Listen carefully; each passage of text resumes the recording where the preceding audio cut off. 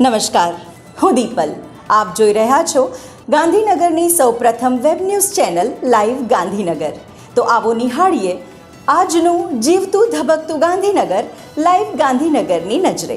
દીક્ષા kids school મોટા ચિલોડામાં ચાલી રહેલ મફત સમર કેમ્પ અંતર્ગત બાળકોને મગોડી સ્થિત રાહિલબા વૃદ્ધાશ્રમ ખાતે મુલાકાત કરાવવામાં આવી હતી. આ મુલાકાતમાં બાળકોએ વડીલોને નાસ્તો આપીને તથા સાથે બેસીને નાસ્તો કરીને તેઓની લાગણી વ્યક્ત કરી હતી.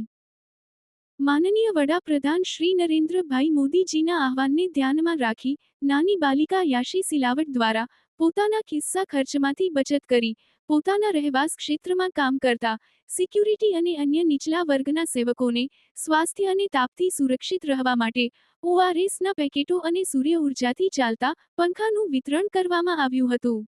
આજના સમયમાં નાની ઉંમરના બાળકો પણ માનનીય વડાપ્રધાનના વિચારો અને કાર્યોથી ખૂબ જ પ્રભાવિત થઈ રહ્યા છે, જેનું એક શ્રેષ્ઠ ઉદાહરણ તરીકે નાની બાલિકા યાશી સિલાવટ પણ છે, જે સમયાંતરે એક પેડ માં કે નામ વૃક્ષારોપણની પર્યાવરણલક્ષી પ્રવૃત્તિ પણ કરી રહી છે અને માનવતા અને દયાભાવની પ્રવૃત્તિ તરીકે લોકોની સેવા પણ કરી રહી છે.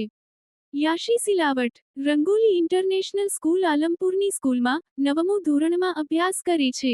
યાશી સિલાવટની આ કામગીરીને તેમના માતા શ્રી પૂજા સિલાવટ દ્વારા પ્રેરણા અને પ્રોત્સાહન આપવાની સાથે તેમને માર્ગદર્શન પણ મળી રહ્યું છે.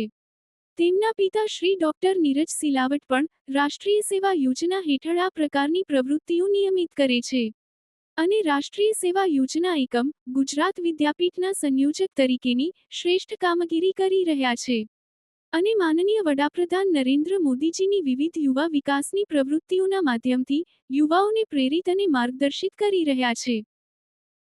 તો દર્શક મિત્રો, આપે અનુભવ્યો ગાંધીનગરનો ધબકાર. આપની આસપાસ બનતી આવી જ ઘટનાઓની જાણકારી અમારા સુધી પહોંચાડવા માટે સ્ક્રીન પર દર્શાવેલ નંબર પર વોટ્સએપ દ્વારા અથવા ઈમેલ ID પર મેલ કરીને આપ અમારો સંપર્ક કરી શકો છો. ધન્યવાદ.